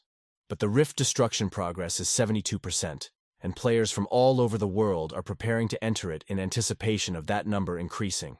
Given how high the stakes are, there's a lot of tension in the players' temporary camps. If the rift is breached, in the current situation where Russia is all but doomed, it remains only to wish the players good luck in the upcoming battle. Meanwhile, back at home, Granfell and Jin were resting before heading to the boss battle. I almost forgot. For passing the previous raid, our hero received a rare item that can only be touched as a player. It was a cursed necklace, from which you can remove the curse, and then random effects will appear with a certain probability. In other words, it's a lottery. The probability of getting a good effect compared to spending on curse removal is extremely low, so most players just throw away such items. But there is another way you can use cursed items. Using one of the two exclusive Demon Hunter skills, the first skill is Rite of Exorcism, although the main purpose of this skill is to kill a demon without harming a human. But there's a second skill called Sacrifice, and it's gonna be different. Jin can literally invite a demon into his mind. Of course, there is a huge risk of becoming possessed if the spiritual power characteristics are low. But if Jin can fight the demon in his inner world, he will have a huge advantage. when all of a sudden Jin got a phone call. When he picked up the phone, he saw that it was Cattle. Remembering how rudely he'd rejected his brother, Jin expected the conversation to be unpleasant. I realized that Scott will be talking to Granfell. Jin decided it would be best to write a message and apologize for what happened. Well, Jin didn't realize that Granfell would also be writing the message. And as usual, he wrote some bullshit. Actually, it was Gao who called. He just wanted to apologize for being rude and wanted to make a formal proposal. In any case, this was not the time for Gao to worry about that. After all, they have a battle for the Count of Asura ahead of them. Just a couple minutes before the Guild Gaon went out on a mission, a terrible earthquake started. It could only mean one thing, that the Rift Fortress of the Count's family had completely collapsed, and the process of destruction itself has killed and injured over 200 of the world's strongest players. And America, Europe, and other countries urgently closed all borders with Russia. Although many players have been wounded and killed, there are still those who are willing to fight to the end. Upon learning that the rift had completely collapsed, Jin arrived on the scene immediately. While all the guilds were gathering the remaining players and strategizing, Jin decided to go to the fortress alone. At the entrance to the fortress, he was greeted by a huge gargoyle statue. As suddenly Granfell said, "Would you call it a fortress? I'd call it a barn." All because his family's mansion, in Jin's dark history, was 10 times larger than the Count's castle. As expected, the statue at the entrance is not just a statue, but a real demon. But Jin, you expected something like this, you were ready for it. Since this gargoyle was stone, it meant that Jin could change its shape with magic. The rumbling was so great that it could be heard far beyond the castle. Hearing this noise, Jesse from the Shining Guild couldn't stand it, and went to the source of the sound. Back to the genie. He didn't just reshape the gargoyle, he took it apart. Luckily, our hero had already had a little experience using magic on rocks. Suddenly Granfell said, he was so proud of those disgusting statues that he placed them in the garden. Hillbilly. After Jin killed the guard, the rest of the players ran headlong to the entrance of the fortress. Interestingly, the conditions of the class quest updated after Jin entered the fortress, which means our hero is on the right track. Jin demanded that he and Granfleur work out a plan. After all, the Count is several times their level. But Granfell wasn't interested, and then he said, "I'm a Divno hunter. I don't need a plan to finish off this pathetic vampire." At the end of the long hallway. At the end of the long corridor, there was a huge door through which Jin entered the banquet hall, on the walls of which hung thousands of portraits of Count Asura. Under their influence, Jin felt a strange demonic influence. It was as if they were trying to make him a puppet. Meanwhile, the Gon Guild has also breached the fortress walls. Well, unlike Jin, Jiao felt many times worse. He realized that if he continued like this for much longer, he would never get out of this fortress alive. Suddenly Gao said, "Ever since we entered this corridor full of paintings, I feel like someone is always looking at me." Upon hearing this, the cattleman shouted, "Brother, you urgently need to destroy the portraits." Those who still had the strength burned all the portraits in this hallway. Immediately, after the last portrait was destroyed, Jiao and everyone else immediately began to feel many times better. Cat wondered why most of the players who went in first retreated, and he came to the conclusion that there were traps in the castle. Status, portraits, and the entire interior, all causing a status anomaly. These are traps designed to weaken the heroes before meeting the Count. No matter how strong the barbarian class was, the Gao succumbed to the abnormal status. And this is just the beginning. Being a demon hunter, the impact of these paintings on the Jin was minimal. Suddenly, Granfell said, "Disgustingly badly painted portraits. Are they here on purpose to keep you from eating? Statues are also unbearable. I pity the rock that was broken for them. Why are there so many useless portraits? I think narcissism is already a disease in this case," Granfell added. Well, it's obvious that Granfell is a nobleman of the highest order. Absolutely no choice of words. Wandering through the endless corridors of the fortress, Jin came upon a huge staircase, at the end of which was a huge gate. There's no doubt about it, the Count of Asura is beyond this gate. Structurally, this gate is at the very center of the fortress, and the Granfell's intuition had never failed him. Considering how quiet it was clear that the other players hadn't gotten here yet, when suddenly there was a scream. "Thank God I found you." Wow, Jesse really was able to find our hero in such a huge castle. When all of a sudden the girl said, "I saw it! Your very strange magic." I was so curious that I couldn't stand it. What was that skill? And watched your video dozens of times and still can't figure it out. Jin couldn't believe she was levitating here. After all, someone is going crazy trying to save Manu here. and she's wasting it for nothing. As suddenly, the Gradfell grabbed Jessie by the mantle and shouted, "Etiquette!" Etiquette. If you're going to ask someone something, be polite. These are the basics that anyone who aspires to learn should possess. But then, there was a loud scraping sound, and a look of genuine horror on the girl's face, and Jin's natural enemy skill was suddenly activated, and all his reflexes went crazy. It could only mean one thing. Our hero, waking Count Asura, demon, emitted an incredible amount of dark energy. As the Count suddenly laughed and said, "Who dared to wake up the Count? I see only two people. Stupid, insignificant people." Pulling out the cursed necklace he'd gotten for passing the second level of the rift, Gradfell said, "You're just a pathetic, miserable vampire. I'll teach you a lesson so you won't dare again to be called an aristocrat," Gradfell added, having activated the exorcism skill. The eyes of our hero became bloodshot, and in the class quest, there's a new item called vampire hunting, and then the skill exorcism rite was activated. Thanks to this skill, he will be able to call Count Asura into his mind and fight. But even though Gradfell was a demon hunter and had absolutely no fear of them, there's still a good chance he'll become possessed, because the gulf in their levels is too great. But this is our only chance to win. And if our hero fails, and the demon takes him, no one in the world will be able to defeat him either, and mankind will disappear in rivers of blood. Now, the Count is taking all the power he's shared with his followers. But there's no going back. We have to do everything we can to win. Gradfell managed to transfer the demon into his mind before he got all the power back to himself, but it had absolutely no effect on the Count. Even the strength he'd absorbed before the transfer was enough to kill Jin with a single blow. After destroying the huge rock on which Jin was sitting, the Count said, "I was hoping you could amuse the Earl in his old age, but you just died like a pathetic mongrel." But behind the thick smoke, the silhouette of a man was visible. And it was clear to a fool that it was Jin, but how could he survive the Count's attack? Suddenly the genie shouted, "Hey, take a closer look, Asura." As the Count came closer, he saw that Jin was not sitting on a pile of rocks, but on his dead body. Death. That's what the Count of Asura feared, his death. It's a trick as old as time. I'm surprised a demon as powerful and majestic as Asura fell for it. As suddenly Gradfell said, "Hey, soon you seem scared," but the demon wasn't just scared, he was terrified. In that state, he had no control over his strength at all. All his attacks were chaotic, with a frightened Asura. Even a mid-level hero can handle it. Not to mention a demon hunter in duo with a mage. But still, it's too soon to relax. Judging by the fact that Asura destroyed the roof of the castle with his attack, he's still got plenty of power, when suddenly Ginny comes running up and says, "You predicted the attack would fail? You were so unwavering. And I used the shield out of habit. You're amazing." But honestly, the Jeep just didn't have time to react. Thank God the Count is too scared to act sensibly, and our hero had enough time for the exorcism skill to unlock the hidden offering effect, is the duel in Jean's mind, which the Count is now losing.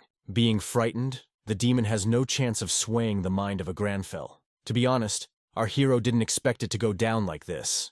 He was preparing for a long and bloody battle. Just as suddenly Ginny says, "Unbelievable sight." What's happening to Count Asura? Why he screams while staring into the void, attacks where no one is, or tries to run away in terror. But Gradfell simply remains silent, and meanwhile, terror completely takes over the Count's mind. It is similar to the state that demons induce in people. You can consider the demon completely defeated. All that's left is to kill it. Meanwhile, one of the tasks of the class quest had been completed. Now it's just a matter of cutting off the demon's head before he comes to his senses. Gradfell struck a series of staggeringly powerful blows with his silver blade, but it had absolutely no effect. Our hero was able to remove less than 10% of his health with his strongest attacks. And then Gradfell said, "Oh, what a way to go! Kill him!" That order, Jessie was even a little confused. And she said, "Well, kill him? You want me to kill him? You can kill him on your own, so why do you want me to do it?" To be honest, our hero wanted to, but he's too low level, so he just can't do it. After an awkward pause, Gradfell said, "If you've gotten this far, then you must be strong. I just want to look at you, I'm afraid." Jessie was smart enough not to pass up that chance, because by killing an Ascurus, she'll be a world star, and she'll be able to level up, while the girl was creating the spell. Strange things began to happen. In the sky above the Count's fortress, a huge thundercloud appeared, when suddenly Jessie screamed, "Zeus's spear!" And with that, a bolt of lightning of incredible power struck the Count. Holy shit, That storm cloud was part of Jesse's spell. Our hero has a long way to go before he can do that. But even though Jin didn't kill the demon, he'll be given an award for the highest contribution to the kill. Well, most importantly, the genie got an insane amount of notifications for level ups. No matter how weakened the demon was, but to kill a demon of that level with a single blow, that is the power of a top player. Because the count has been killed. The class quest assignment was completed. But right after completing it, Jin received a new quest, when all of a sudden there was a loud scream. Jesse! Into the Count's chambers, the Guild of Shining ran in full force. And then Locke said, "Just what was your spell?" "You're the one who killed Count Asura." But the girl was very embarrassed. She didn't know if she had really killed the demon or not. When suddenly Jesse said etiquette. "I don't know it, but I'll try my best. My name is Jesse Haynes. If it doesn't sound indelicate, may I ask what your name is?" All the players in the vicinity froze, waiting for our hero to reveal his identity. As suddenly Jin said, "Although etiquette. You clearly lack etiquette, but you are a proud man who swears he will change. As a reward, let me teach you. That's how you introduce yourself. Good afternoon, my name is Jean. Nice to meet you." News of what happened at the Count's fortress quickly began to spread around the world, and the name, Jesse Haynes, became synonymous with victory and hope. After all, she was the one who saved people from extinction. But that's not all. Suddenly a little girl grabbed her mom by her dress and said, "Mommy, there's Uncle Gene on TV." This girl was our hero's sister, and the little girl was his niece. My sister, at first she didn't believe that her brother was on TV as a hero. But it turned out to be true. Meanwhile, back at home, Gene and Granfell were once again doing some cleaning. Naturally, his sister, upon learning that her younger brother was a world star, immediately called him. After Erle's death soon, all the media focused sharply on him. So it was only a matter of time before the family found out. And since Gene was busy the whole time, he didn't answer any of the calls. But even so, his phone kept ringing off the hook. In fact, our hero came from a large family. He had 3 sisters, and he was the youngest among all the children. Obviously, none of his sisters wanted to be friends with him. First of all, he was the youngest, and secondly, he was the only boy in the family. When suddenly, from behind the door, there was a loud scream. I'd have to be a genius detective to realize it was his sisters. When suddenly, one of the sisters screamed, "Gene, fuck! Open the door before we take her out! We know you're home!" When he opened the door, he was surprised to see all the sisters standing in front of his door. The oldest, with blonde hair, was called Hai. The one with glasses was the second sister. Her name was Ji-eun. And finally, the youngest and the sisters were all standing in front of his door. Seeing Aram's angry face, Jin said, "You're disturbing the neighbors. Please calm down, dear sisters." Meanwhile, at headquarters in the guild's guild apartment, Scott was thinking up a new plan to recruit Jin. But with Jin being the most famous player, the chances of him joining them are slim to none, because now he's not only being hunted by the best guilds in Korea, but also the world. Seeing how upset his brother was, he made him hot cocoa. It was the first time they drank it together when one of them was sad. And then Scott said, "Brother, all the talk about the genie is all over the place. Do you think he'd agree to join our guild even if we gave him all the profits from the raids?" And then the Zhao said, "Brother, why are you Russian? We still have advantages. You have his number, you can just call him. That's actually a good advantage. But what an excuse to get together." When suddenly Gao said, "A trophy from the Count's fortress. We got it because of him. So let's give it back to him and make him an official offer." But even if Jin says no, it's still a good plan. After all, the spotlight's on our hero right now. And if the guild shows a connection to him, they'll be noticed. But still, the GAO is not abandoning the plan to have Jin join his guild. Back to the genie to his sisters. They could not help noticing the drastic changes in the appearance and character of their younger brother. Thought it was quite cute and funny. Ji-yeon, I laughed non-stop at the sight of my brother, because I thought he looked silly and ridiculous. But Aram was truly horrified by the whole thing. When all of a sudden Aram asked, "Jin, is that how you became a player? So you're saying you became one because you synchronized with a character?" And then Ji-yeon couldn't take it anymore and said through her laughter, "Brother, you have become the grand fellow you made up for yourself 10 years ago? Isn't that funny?" Jin didn't understand why they came to him. When suddenly Aram said, "Hey brother, isn't it dangerous in there?" Can you imagine our surprise when we saw the news? I've heard that players are often injured in rifts. Do you have any idea how worried we were when you didn't pick up the phone anyway? Mom and Dad need to be told about it. They said they'd be making dumplings in the morning, so they don't know anything yet, but they'll be very surprised. You'll quit if it gets too hard, won't you, little brother? Know that no matter what happens between us, we'll always worry about you. Having listened, his sisters Granfell in his own manner said, I am a demon hunter. Granfell, Claudie, Harpheus, Romeo. This work is my calling. Yeah, the sisters were not thrilled with that answer. Jin spent the rest of the day with his sisters talking pleasantly about their childhood. Just before she left, Iram said, Jean, always be in touch. Whatever happens to you, call me. And yes, I almost forgot. Save money, the sister added. The last words of the sister caused our hero sincere surprise. Jean, so caught up in all this hero stuff that he completely forgot about the money, because he, like every other player, is rewarded for participating in raids, the main source of income for players, paid by the Arcana developers, depending on the level of the rift and contributions to the sweep. In fact, rumor has it that developer Cosma is bankrupt and CEO Raymond Shawn is paying out of his own pocket. Meanwhile, back at headquarters in the guild's shining apartment, Jesse watched the tape of the fight with Count Asura time after time to uncover Jin's secret. And that's where Camilla decided to help her. But all the girl's efforts were unsuccessful. Jesse could not understand how Jean could frighten the Count. After trying to help Jesse for so long, Camilla decided to leave her alone. As suddenly, the girl came across one very interesting video that could help her to get to know our hero better. More specifically, it was a video on ancient Korean etiquette. Meanwhile, Jin decided to check his bank account, hoping that there would be at least a few million in there. But the real numbers exceeded his expectations.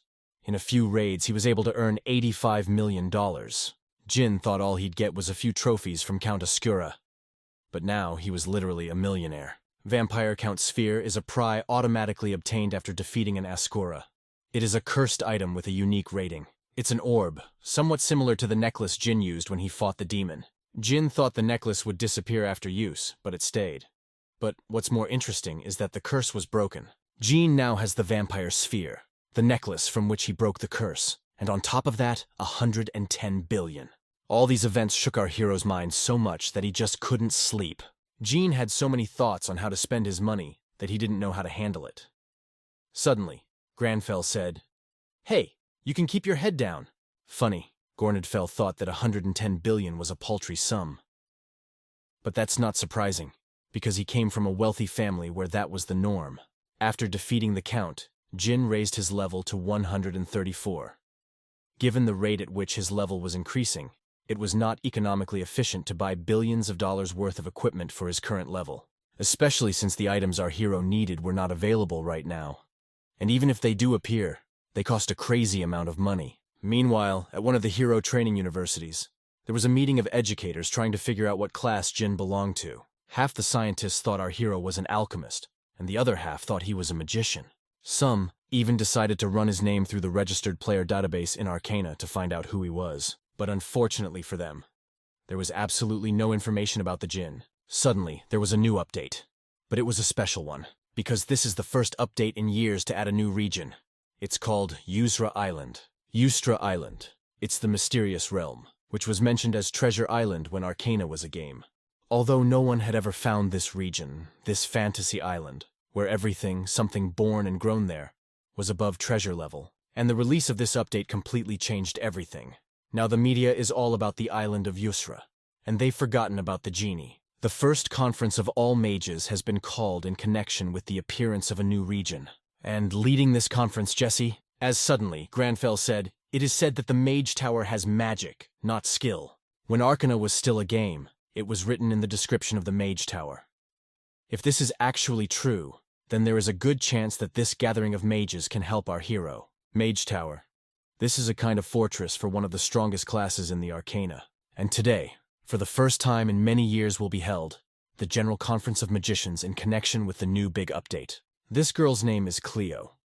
And she may look like a little schoolgirl, but remember that appearances can be deceiving. In fact, Clona is probably an experienced magician. In the Tower of the Magi, it's always crowded, but today especially. And everyone wants to go to the new location, or watch the magician's meeting. But even if you're a powerful magician, that doesn't mean that you have the right to attend a meeting. To get to this meeting, you have to go through the wall first. This wall is a magical barrier created by the Tower Master specifically for this conference. Is magic that no one can see without a special invitation. And today, Cleo is the wizard who checks the invitation and lets the players into the conference. According to the rosters, Jesse was the last player invited. And now, Cleo has to get Jesse into the conference room. But before we went, Jesse said, "Nibble, can we stay a little longer and wait a little longer? I think for this conference." "One more person is coming to participate," Jesse added. "In the past, the Mage Tower was the pinnacle of our hero's dreams. He had been here only once before his awakening, on a school field trip. And now, it's like a second home to him. And every time Jin comes here, he runs into huge crowds of people. They're always getting in the way and obstructing the path, because Jin was already a global star. It was only a matter of time before someone recognized him. When suddenly, out of the whole huge crowd, one guy shouted out, 'No way! It's the same Jin!' Since his last interview, Jin hasn't left the house, so he completely forgot about being popular. Crowds, fans, and just players surrounded our hero from all sides, but of all of them, there was a particularly brazen one, who grabbed our hero by the bag and asked him to take a picture together. Our hero looked at the fan with an icy stare and said, "Get your hands off me. For the first time, in honor of making money, I bought a bag of green tea and brown rice for 1,001 each." Of course the fan did the wrong thing, but still, that's a bit harsh to say that to someone you're seeing for the first time. And then Jin thought, what if this guy's some kind of maniac? And then he'd follow him around. When all of a sudden, this guy screamed like a little girl. "Yay! I heard it live." Jin himself paid attention to me, and this guy's shouting attracted more and more people. If this continues, Jin will be late. When suddenly, our hero's attention was drawn to the wall. Something about her was very different, even though she was identical to everyone else. But this wall, it gave him strange feelings. But between the wall and the Jin was a clue. Leaning over to the girl, Jin whispered, "Indeed. This hallucination magic deserves praise." Since Jin passed the barrier, the Clo was forced to take him to the conference. All the way to the hall, the girl looked at the genie and could not understand what strange feelings she was experiencing. But what bothered her most was how he got through the barrier if he wasn't on any invitation list. Video of a girl nervously flipping through magazines. Our hero asked, "Are you okay? Any problems?" The girl excitedly started waving her little hands and saying it was okay. But still, the girl couldn't believe it. After all, the illusion was set by the Lord of the Tower himself. Without an invitation, even the head mage wouldn't be able to see through the illusion, even though Granfell didn't have much contact with ordinary people. But he understood their emotions. So he saw that the girl was very excited.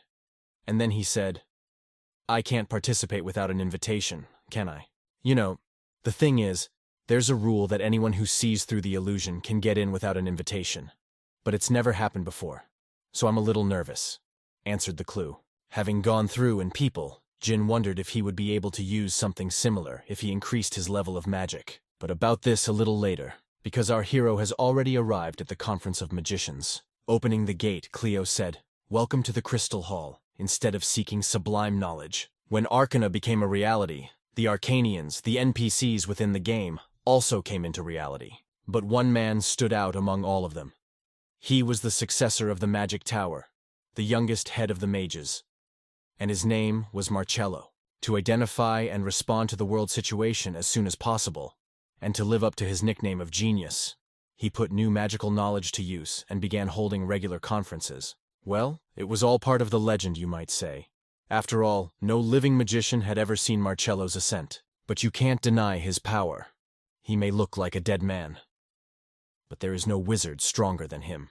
Suddenly, Marcello stopped talking and looked at Jesse with a dead stare. After a short pause, he said in a husky voice, "Jesse, you are bored. I realize that all this is not interesting, but don't forget thanks to whom you can use magic. And so, let's continue. The Magic Tower was summoned to the human world for some reason, and the so-called U updates keep popping up, but the reason for that is not the tower. And to find out what causes these updates to appear, we need to join forces, even though many are reluctant to do so. And for our possibilities to become limitless, I propose to approach magic from the side of science," added Marcello. Many magicians didn't understand how they were supposed to combine science and magic, and then Marcello decided to demonstrate a new spell he called fusion.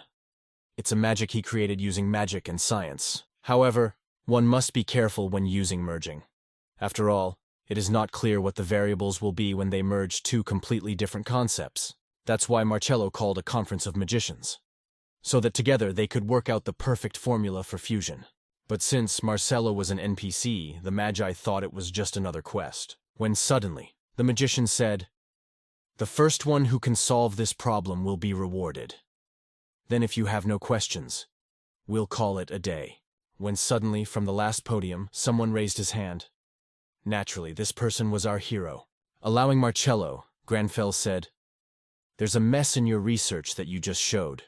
What do you think about it?" After these words, every mage in the room began to whisper as if there were a swarm of bees, and Marcello himself was surprised that anyone doubted his abilities. When suddenly Marcello shouted, "Silence! Your remark is very interesting. Can you tell me why you think so?" "It's very simple. I felt the difference. Magic and science are very different concepts. There was a difference in the process of merging it, so it was a mess. I used to experience such a difference too, because of the difference between skill and magic," answered Granfell, and created the same spell as the mage. Marcello couldn't believe his eyes. It would take him a month to create such magic, and Jin was able to replicate it the first time. Suddenly, Granfell said, using centrifugal force to intervene, "The process is not yet complete, but the results are not bad." Marcello's unshakable status as the greatest magician of all has been shattered, and all because he failed to take into account that centrifugal force is much more effective than ordinary magic. And then Marcello put his hand on his chest and said, "Mr. Jean, can you join me in my research?" Jean was lucky that Marcello didn't destroy him on the spot, but along with Marcello's proposal, there is a new quest called Research Marcello. The head mage of the Magic Tower wants to reach a new level together with the genie. Only an arrogant fool would turn down such an opportunity. Still, it was good that Gina had decided to come to this conference. Meanwhile, the gate to the Isle of Jusra has already opened. As expected, there will be tons of players, streamers, and even reporters. Because in the Arcana, Jusra Island was known as Treasure Island. But that is far from the biggest problem. In addition to the regular players, there were also NPCs. To be exact, there were a whole guild of NPCs. The strongest of them all was the Order of the Lionheart Knights. It's a guild made up entirely of NPCs. The fatty beside the tree was the head of a group of shadow mercenaries and the Federation of Explorers in front of him.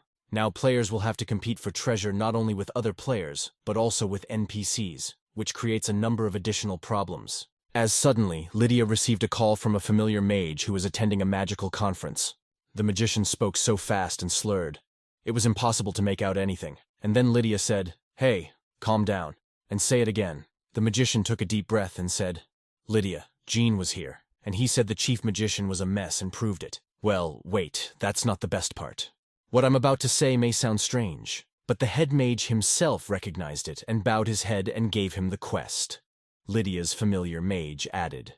And meanwhile, Genie and Marcello were left alone, and the high magician shared his research notes with the genie. As suddenly Marcello said, "If you need any items for your research, feel free, I'll get them, no matter how much they cost." Granfell, glad to finally be able to further explore his abilities in magic. And here was Jin, hearing only that he had a limitless limit on the items he could buy. Looks creepy, but it's his satisfied face. Hours later, Marcello climbed to the top floor of the Magic Tower. To the greatest magicians, you only come up here at the beck and call of 5-star noble mages. No player has ever been here before in his life. As suddenly, one of the 5-star noble mages said, "Marcello, I heard that you proposed a traveler to conduct a joint research. The Magic Tower does not interfere in the affairs of travelers. Head Marcello, you have violated the tower's rules. Why did you do it?" Understood my concept of magic. In addition, it seemed that he too had overcome the magic gap. His talent could make a difference. "I can no longer sit on the sidelines, bound by the rules," Marcello replied. One of the 5-star noble mages sighed heavily and said, "Mages judge themselves and take responsibility for themselves. You are a mage yourself, so you should be well aware of this. While we respect your judgment, keep in mind that you must take responsibility for this decision. Think about it. If you have anything else to say, we'll discuss it later. Now go away." Out of the Supreme Hall, Marcello shouted, "Old-fashioned idiots! Talking to me about responsibility. Only they'll follow their old-fashioned rules, turning a blind eye to reality. Are they going to sit this one out until the last one?" As suddenly, with full delight in her voice, she cried out, "Mr. Marcella!" The magician looked at the girl in surprise and said, "What are you doing on the top floor?" But the thing is, that the girl was carrying the things that Jin demanded.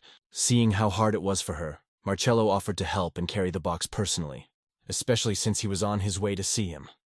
There were a few questions he wanted to ask him. Granfell, meanwhile, was studying all the ancient books on primordial magic, trying to find any clue that might help them. Granfell was so engrossed in his books that he didn't even notice Marcello enter the study. Jin asked to bring him frozen knowledge, sun essence, and forbidden knowledge. These are all incredibly expensive and rare items. They help regenerate powers. When suddenly, in an ominous voice, Marcello said, "How about it, Mr. Jean? I hope it's what you asked for." To be honest, Jean was really excited about all this jewelry. After all, they cost a fortune to live on for more than a lifetime. Granfed, on the other hand, was quite embarrassed. Picking up the tears of the sun god from the table, said, "Chief Magician Marcello, did you really bring all these things considering my level?" This is the second time today that our hero has made Marcello surprised, and he's generally an unemotional person, and it's almost impossible to surprise him with anything. When suddenly, from the pocket of his robe, Marcello took out a 6-star brooch. It's one of the existing 6. Thanks to it, the mage can regain 10% of his spent power, considering it's an item that's available at any level, and it restores mana reserves. Granfell decided to borrow it for a while, when suddenly, Marcello said, "When you noticed my illusion, I thought you were an extraordinary magician. But you are so brilliant that you knew of the existence of this object. And this is interesting. Why did Marcello put such an emphasis on such an insignificant subject?" As suddenly, Marcello stammered, and very quietly said, practically whispered, "I need to do some proper research right now. As you may have noticed, my research has been a mess." Immediately, after these words, a new quest became available to Jin. Apparently, you just have to wait for the next quest. Putting a brooch on the edge of his jacket, Granfell said, "I'll wait, while you bridge the gap." "Thank you very much for your patience. Mr. John, I am very grateful," Marcello replied. Their cooperation benefits them both, or rather the 3 of them. Jin will get a lot of money, Krantz will increase his magical knowledge, and Marcello will change the magic tower for the better. Meanwhile, the exploration of Asura Island was in full swing. Players were literally arriving by the thousands every minute. And everyone wanted only one thing: treasure. And this streamer is the same kid Jin met on the 2nd level of the rift. He arrived on the island hours ago, but he hasn't explored it yet. He's waiting for Jin to come out of the portal to interview him, when all of a sudden some freak with a mask on his face came up behind him. Viewers of the stream said it was Kimber, from the Supernova Guild, a real thug. When all of a sudden Kimber said, "I heard you were waiting for Jean. That idiot's been on everyone's lips lately. Sacred spirits. So-called those who regained fame after the arcana became a reality. But there were those who used their newfound power for their own ends. Especially Kimber, who was rumored to be a particularly evil suspect. They say he once single-handedly killed an entire guild of heroes. But more importantly, Kimber's interested in the genie, which means he's being hunted." As suddenly, the thug leaned over to the poor lad and said, "Tell the genie that it's too dull if he acts too lightly. Okay, goodbye, but I'll keep watching your broadcast. It's weird that someone like Kimber just walked away. But from now on, we have to be careful, because Kimber never does anything for nothing." Meanwhile, Granfell decided to take a short break for the tea ceremony. Suddenly, he asked Jin whether they should go to the island of Asura. For the genie, this island was very tempting, for it is a treasure island. But there was one small problem. Jin would simply not be able to enter the rift with his level 134, because the level required to get there was 350, especially since there aren't any demons out there. The only thing he can meet are high-level monsters. Just looking at their level already makes him sick. At the rate he's going, he'll be killed as soon as he enters this land. If there was at least one demon there, it might be worth a try. But apparently our hero will have to go to the island of Asura after all. After all, he had a new quest in which one of the conditions was to investigate the great evil that was on this island. The 7 deadly sins are pride, envy, putrefaction, gluttony, lust, sloth, and greed. The 7 deadly sins called the great evil. Jin learned about these while playing Arcana. To go to the island now would be suicide. But then again, the 7 deadly sins are demons. So, other than Jean, no one's gonna do it. As suddenly, Granfell said, "Before there was no reason to go. And now there is no reason to hesitate. If there's evil out there, I'll destroy it. That's all there is to it," Granfell added. Taking with him everything he thought he needed, Granfell decided to go to Asura Island. Within minutes, he was on the island. It didn't take 2 minutes for the natural enemy skill to activate. Our hero, literally with every cell in his body, felt the presence of evil spirits. Such a strong influence may be because the 7 deadly sins are on another level from the demons. a tremendous sense of evil underfoot. Perhaps the island itself is evil, in which case the natural enemy skill will be activated all the time, which is a huge advantage.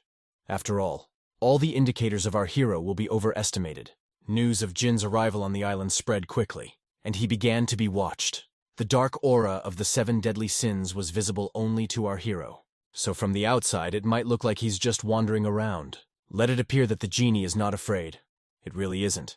The fact that it's an island makes it look like a resort. He's completely forgotten about the levels of the mobs. First, he needs to find the kind of monsters he can fight. When suddenly, not far away, Jin heard a strange roaring and clinking of metal. These sounds were made by the players who had managed to cross the path of the crystal tiger, because this monster's entire body was covered in emeralds. In the bright sun, it was almost impossible to keep track of it. The best outcome for them is if at least one of them can escape, while the tiger tears his partner apart. Dodge the tiger's attacks. One of the players accidentally bumped into Jin. Suddenly, that player shouted, "Suigetsu, we can get out of here alive, you hear me? Mr. Jin has come to our rescue." An encounter with a crystal tiger completely ruined Jin's plans. He had originally wanted to fight the sand scorpion, but now he's forced to fight the crystal tiger, the strongest monster on Asura Island, and this tiger is only 10 levels different from Count Asura, so there's no way to avoid a fight. All of a sudden, Granfell said, "The situation is unpleasant. The bright sun and the glistening body of the tiger obstructs the view. However, if we immobilize him, it won't be a problem anymore," Granfell added. Catching the monster in the act of making a mistake, our hero restrained the tiger amongst huge blocks of stone. This is the first time Granfellas have used their magic in the open without any secrets, and now is the perfect time to use the new spell he learned from Marcello's scroll. The effect of this magic was far more powerful than Jin could have imagined. The blast wave was so strong and fast that it tore out all the trees with roots in the area of a few meters. But most importantly, one spell was enough to kill a 420th level monster. The game system recognized the genie's contribution to the battle with the crystal tiger, and raised his level. Oh yeah, consider that Jin just killed the strongest monster on the island with one punch, and all in front of thousands of spectators. This man's name is Sure. He's the guild master of the Second Sun Guild, and right now, they're in the center of the island of Asura. Sure, Second Sun is a strong guild, but even they won't be able to withstand if monsters surround them. Suddenly, one of the guild members who went on a scouting mission called. He talked about everything that had happened, and that the road ahead was clear. Suddenly, a mage from their guild shouted, "Fuck, Mr. Jin. Sure, this guy's the first player in history to get a personal quest from Marcello." Upon learning that Jin was involved in the sweep, Sure ordered that analysts from his guild find out as much information about Jin as possible. For killing the crystal tiger, Jin received pure emerald. It is used to create unique magical relics. There aren't many masters who can do anything to it without damaging it. But if you ask the masters in the magic tower, it might work. Just as suddenly, Jin felt the air around him abruptly change its aura. These feelings were even worse than they had been in the beginning. Goosebumps ran all over his body. The more Jin went deeper into the island, the stronger the feeling became. And then the class quest window appeared again. But why did it open by itself? When suddenly, the ground began to shake. The quest window appeared, and the earthquake was clearly not good. All players on the island have been notified that a rift is opening on the island, and the island is being consumed by greed. Recently, events on this island have begun to gather momentum. After the earthquake was over, in a thoughtful voice, Granfell said, "Greed speak. Here it is, the great evil of the island of Asura." It was clear from the notification window that a demon of greed had appeared before them. Any demon hunter in Asha knew that if this continued, a great evil would awaken. After the demons of the island began their awakening, the quest has been updated for our hero. In addition to training the body and investigating the evil on the island, 2 more items have been added. 1. The genie needs to stop the resurrection of greed. The second is to stop the treasure of the island from becoming a weapon in the hands of greed. The relief for our hero was that he didn't have to kill the demon, just stop it. However, the last point of the quest will be much harder to deal with.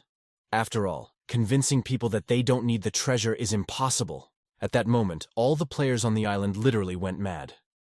They were ready to give their lives for the unexplored treasure of the island. Grundfell realized that in order for the island treasure not to become a weapon in the hands of greed, all the players would have to give it up, and that's impossible. After not much thought, Granfell said, "In the end, there is only one way to accomplish this task. To collect the treasure in person. Asura Island. Not really an island, but a group of 10 islands. Like all guilds, the Shining Ones also decided to get their hands on one of the 10 great treasures of Asura. But unlike the others, they succeeded. It's unlikely coincidence that the rift activation occurred after only the Shining Ones took possession of the treasure. Because 10 islands means 10 treasures, just like the sections on the rift scale. This means that with each treasure acquired, the level of the rift will increase. Suddenly, Rox said, "I'm sure you've all seen Jesse's report on the Magician's Conference. I want to tell you that Jean is pretty scary. How do you like him? If I fight him, do you think I can beat him?" Rox added. Dimitri and Camilla were both nervous at that question, when suddenly Rox laughed and said, "You should see your faces right now. I'm not going to fight him. He hasn't done anything to us yet." And then, once again, the players were notified that the breakup process had gone up another level, which meant someone had found another treasure.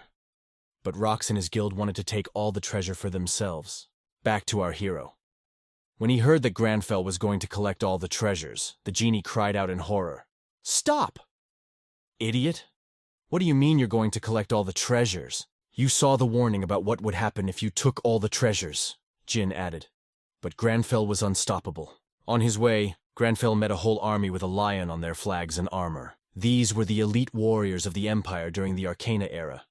They were called the Knights of the Lionheart. Meeting their commander's gazes, Granfell said, "Is this the head of the Lionheart Knight Harkon Kingscad?" Funny enough, after our hero addressed him, a smile appeared on the Harkon's face. With a slight hoarseness in his voice, the warlord said, "Traveler, may I know your name?" "I apologize for my inappropriate manner. My name is Granfell. I never thought I'd find the Knights of the Lionheart in a place like this." The words of our hero amused the Harkon. He had never met such well-mannered travelers before. But the commander's attention was drawn to the brooch on our hero's jacket. He had seen it before, but he couldn't remember where, as he suddenly shouted, "Really, it's the same brooch." But where could Harkon have seen this brooch before? Because our hero got it from Marcello. When suddenly, behind Jean, there was a loud explosion. Our hero miraculously managed to dodge it. What did the explosion cause? Whatever it is, apparently the Knights of the Brave Heart already know the answer. Our heroes were attacked by the master of this island. His name was a giant turtle with golden fangs. He was one of the oldest monsters in the entire Arcana, and the turtle's main attack ability was meteor summoning.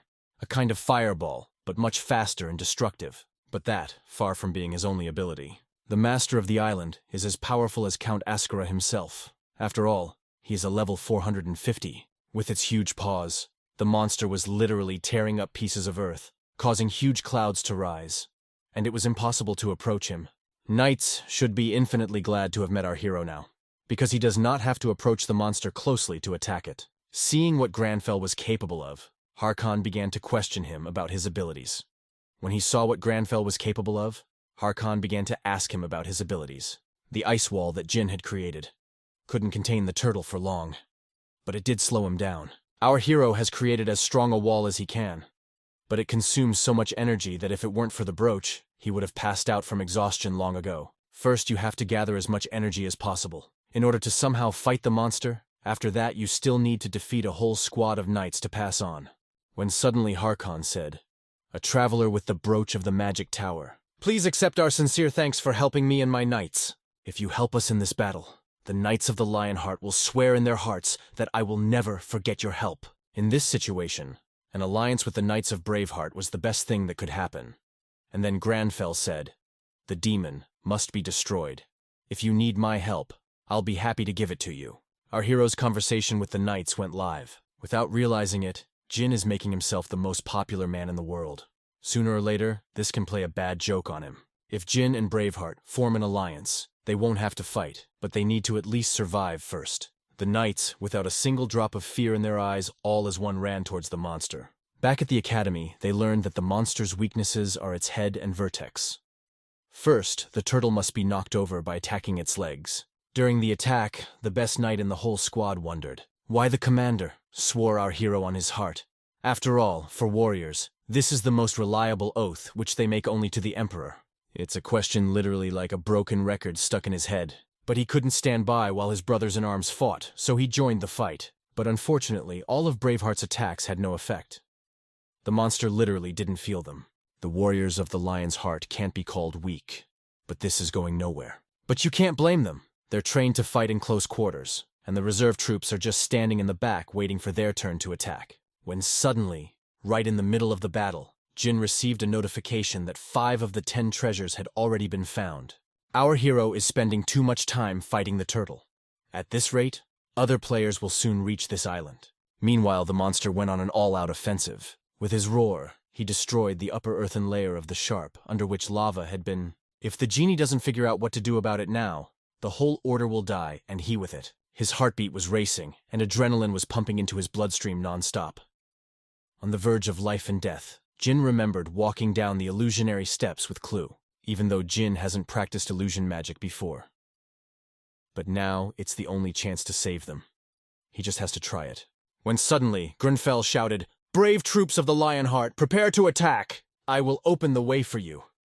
Our hero radiated an incredibly huge amount of magical energy.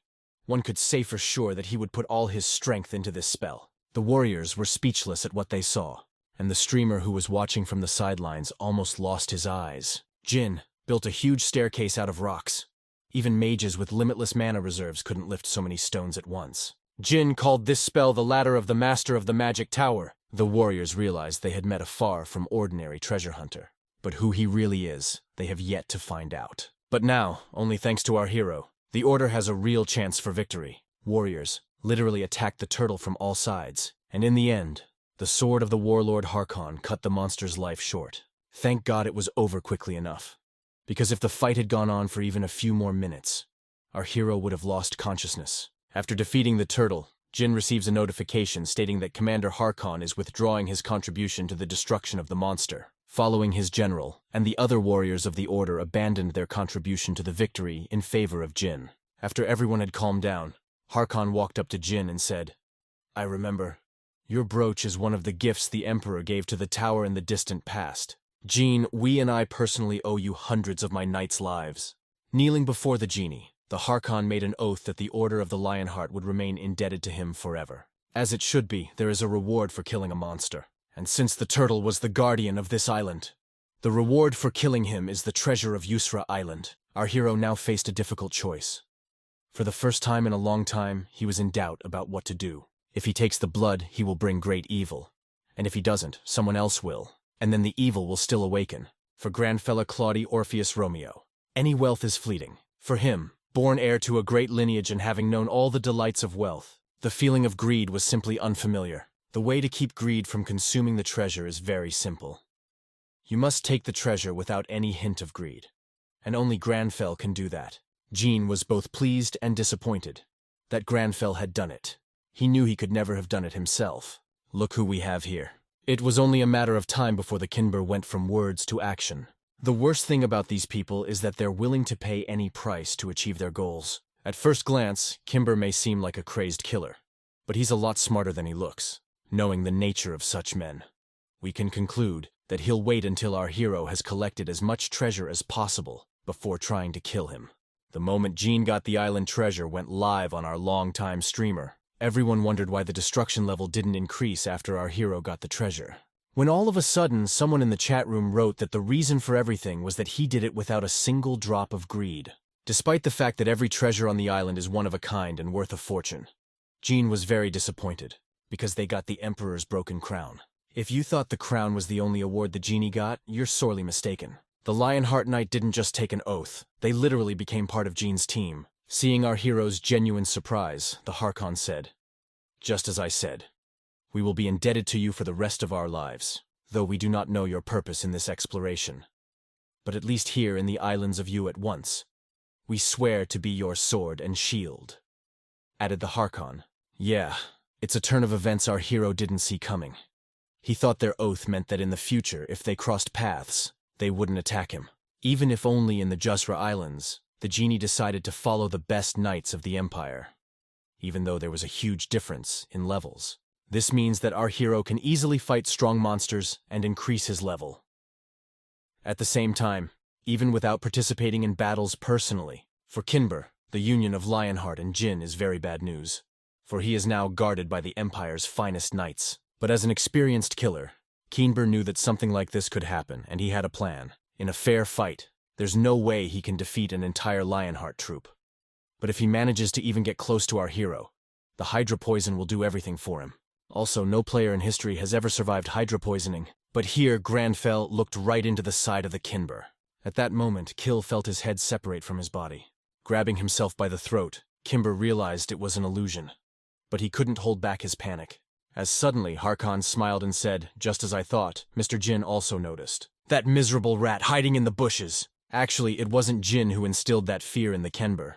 The killer was influenced by the Harkon suppression technique, for a while, about Kimber. After all, he would be out of fear for a while longer. But then, the genie received a notification that the destruction process was 80% complete. With one of the 10 treasures Jean had, there's only one left. The good thing is that it prevented the great evil from waking up, because the rupture process never ended. It gives our heroes a slight advantage, but that doesn't mean you can relax.